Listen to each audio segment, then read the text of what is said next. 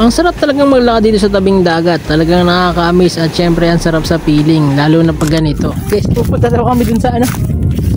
Sabi ko, pupunta daw kami sa may parang tore na yun. Nakikita yung tore na yun, guys. Ang pain yan? Isda din. Ayaw pala pain yan ano. Ano yung ano nahuli? Ha? Ah, hipon. Hipon yung pain oh. May alon din dyan. May alon din dyan ano. Pero bago ang lahat ng yan, ito na ang part 2 ng aming dagat serye dito sa General Nakar, Quezon. Ayun na yung 18 na sacks na sinakay nito namin. So, balik na sila doon sa kabila. Ako naman ay dito rin tayo dadaan. Bye-bye tayo dagat. Nakatuloy tayo ng bye-bye dagat, guys. Wala ako guys ng damit, ang init. Bye-bye dagat tayo.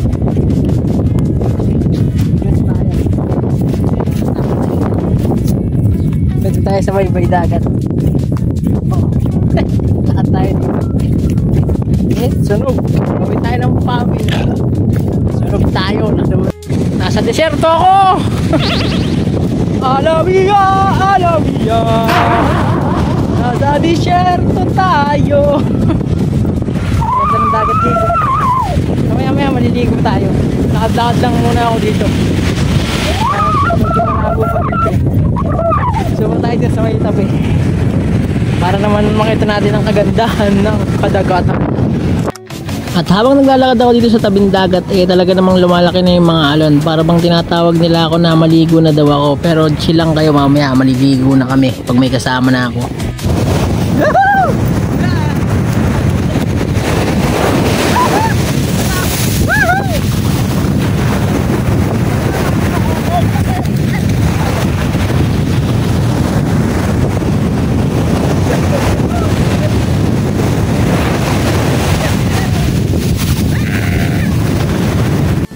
At syempre enjoy ang paliligo, kaya lang medyo malabo dito sa may tabi kasi maraming buhangin at dun malinaw sa may gitna, kaso hindi ako makapunta dun sa gitna at baka madala ako sa gitna ng dagat malunod pa ako.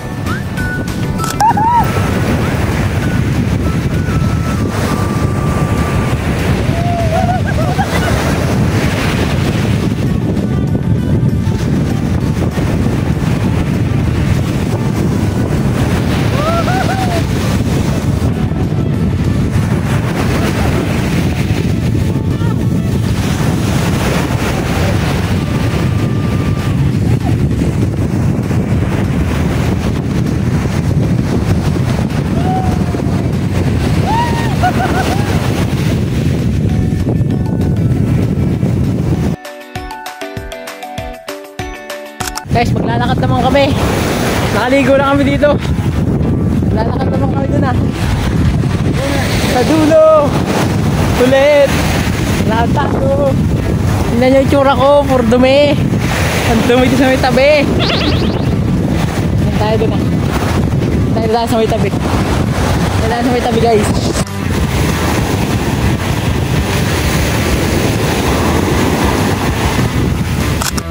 At habang naglalakad nga pala kami dito sa tabing dagat nakakita kami ng mga mama na namimiwas. At syempre titingnan namin kung ano yung mga ginagamit nila pang miwas at saka yung pain nila. Ano bang pain yan? Isda din. Ayaw pala pain yan ano? Ano yung ano nahuli? Ha? Ah, hipon. Hipon yung pain oh. May dalag pa, dalag. Ano yun alimasag. Ayos yun.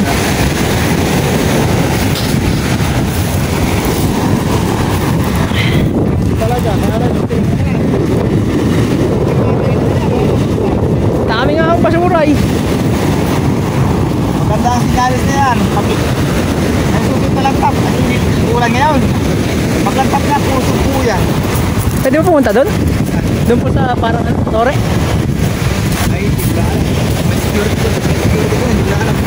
Ah. Pwede ba tayo pumasok doon? Wait lang tayo doon Guys, pupunta daw kami dun sa ano. Sabi ko, pero kami sa may parang tore na yun. Nakikita yung tore na yun, guys. Pupunta daw po kami dun. Dun, sa tore na yun. Tingnan kung pakapasukin kami. Nakit nila ako pumunta dun. Try natin kung pakapasukin tayo dyan. So tingnan nyo guys, tingnan nyo. So yun guys yung tore. Hindi ko alam kung pakapasukin kami dyan. Punta kami dyan mamaya. Baka po. Guys, may mga bako dito. May ginagawa yata dito guys. Tsaka may bangka dito. Yan. Yan. Kung bawal dyan. May bulldozer din dito. Yun nga pa yung lighthouse guys. Tingnan natin kung makakapasok tayo dyan. Eh wala daw susi sabi nung nagbabantay. So tatry natin makapasok dyan. Ah, may aso pa. Lagot. Palapit na kami sa lighthouse. Nakikita nyo yung lighthouse na yun. Palapit na po kami. Kaya saan ba yun na yan? Palapit na kami guys. Ay, lighthouse guys. Itong kabuuan ng lighthouse. May lighthouse na pala dito guys. Ayan. So nakalak pa yung pinto. Bawal daw pumasok sabi ni Kuya kanina yung nakausap namin. So dito lang tayo sa labas. Video na lang natin. Ayan. So hanggang dito lang tayo. At syempre naiilog na hindi na dagat yun.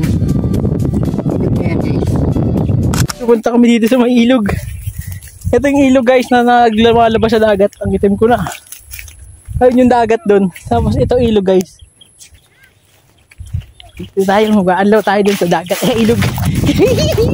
Aanlaw tayo sa dagat. Ilog. Tayo dito sa ilog guys. Ayan. Ayan. Sa ilog. Oh, may alon din dyan. May alon din dyan ano. Look. Try natin maligo dito guys. At naligo na nga pala kami dito sa ilog. Napakaganda at napakalaki. At syempre ang lamig ng tubig. Hindi katulad dun sa dagat kanina. Puro dumi nang galing sa bundok yata yun. Basta ang kate-kate. Kaya dito na lang kami nagbanlaw.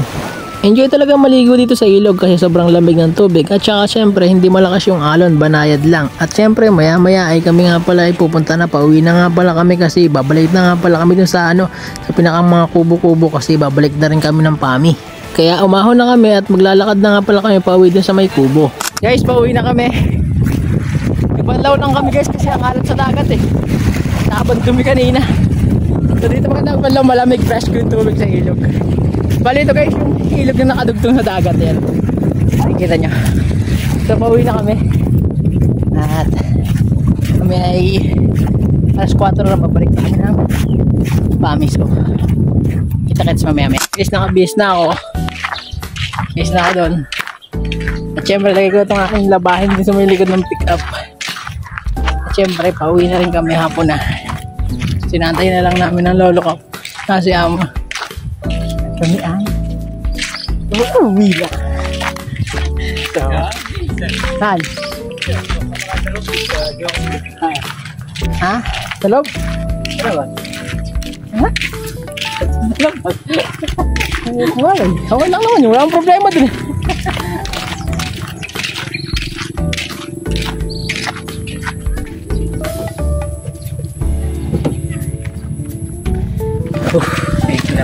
Pala guys, ito nga pala yung resort nila Ate Aileen na ginagawa.